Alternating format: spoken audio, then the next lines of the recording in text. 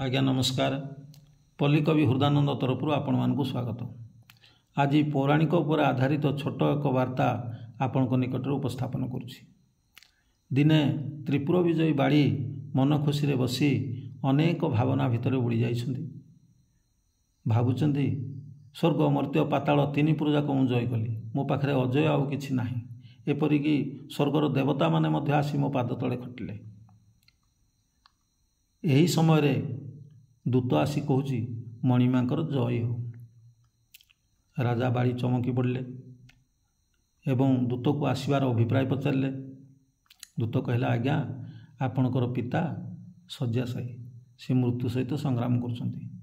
बाड़ी सांगे सांगे दौड़ले एवं जाइकी पितांको पाद देशरे बसी जोड़ हस्तर पचारुछन्ति, बापा देह खराब है, वैद्य डाकिवा। सेठू देखिले पिता विरोचन आखिरु धार धार ही लुह बहुची। बाड़ी पचारे, बापा कांदुछन्ति काहींकी? ये त्रिपुर विजयी बाड़ी पाखरे कौन अभाव जे एमती कांदुछन्ति? कहतु, मु सांगे सांगे आनीदेवी। पिता आहुरी कांदिले। कहले, बापा पुणी कांदुछन्ति काहींकी? कौन बंचिबाकु चाहुछन्ति? ठीक अच्छे, मु यमराजा को डाकिबी, आपण को अमर बर देवे। कौन यौवन अवस्था बंचा चाहते? ठीक अच्छे, स्वर्गवद्य अश्विनी कुमार को मुझे डाकिबी, से सबुदिन पाई आपण को यौवन अवस्था रखिए। राजा को ये कथा शुणी पिता विरोचन आहुरी कांदिले। सेठू कहले, पुणी कांदिले बापा कहीं? एठी पिता विरोचन कहले, बापा मु मध्य तोरी परी प्रबल पराक्रमी थिली। पृथ्वी रे मो ठारू आउ पराक्रमी केही नथिले। एक छत्रवाद शासन करुथिली। समस्त राज्य मु जय कली, किंतु बापा गोटे राज्य मु जय करि पारि नाही। राजा बाड़ी मुंडर चड़क पड़ला एवं से कहले, बापा एमिति को राज्य रहिला जय करि पारिले नहीं? कहतु, मु एबे सैन्य सामंत नहीं जीवी, ताको मु जय करी। राजा विरोचन ए कथा को शुणी हसिले। बाड़ी पचार, बापा इने कांदुले, इने कहीं हसिले? मु एइथिपाई हसिली जे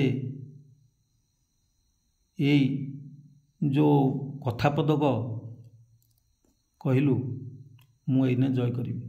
मु तो पारिली नहीं, भाविली बाड़ी जय करिवो, किंतु तू मध्य पारिलु नहीं। से राज्य कोठी नहीं रे बापा, तोरी पाखरे अछि। तोर यही शरीर रूपक राष्ट्र रे विवेक राष्ट्रपति भावे अछि एवं तार प्रधानमंत्री मन। यही मन को मु जिनि पारि नहीं, आ तू मध्य जिनि पारि नहीं। यही ठारे बाड़ीर गर्व अहंकार सबू पानी फटका होलिका मिलगला। एणे पिता विरोचन शेष ये कथा पद कही शेष निश्वास त्याग कले। राजा बाड़ी से दिन ठारू दान देवा आरंभ कले। एमिति दानी हेले पृथ्वी रे तांको ठारू बड़ दानी आउ कहीं नहीं।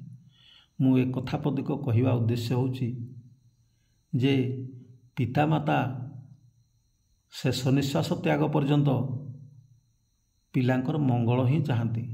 जेपरी बाड़ींकर पिता विरोचन शेष निश्वास पर्यंत जो कथा पदक कहले तांकर ज्ञान उदय हैला एवं परिवर्तन हेले एवं से दान करवा आरंभ कले। किंतु आजिका दिन में आम आज्ञा बापा माँ बुढ़ा हो गले कौन करछन्ति? जरा आश्रम खोजुछन्ति। पितामाता को आम सेठी रखीदेवा, आम घरे आराम रे रहिबा। आज्ञा एपरी करंतु नहीं, कहीं ना बाप माँ ठू बड़ ठाकुर कहीं नहीं। ये चलती ठाकुर, ये हाथ प्रसारी खाऊचंती। आउ आमे काष्ठपाषाणर प्रतिमा को पूजा करी आमे बड़ भक्त बोलैवा अपेक्षा पितामाता को भक्ति रे पूजंतु। आपणकर कौनसी जिनिस अभाव रहिबो नहीं। मोर ए कथा पदक जदि आपणकर हृदय को छुईंतो ताकू लाइक शेयर सब्सक्राइब करिए। धन्यवाद, नमस्कार।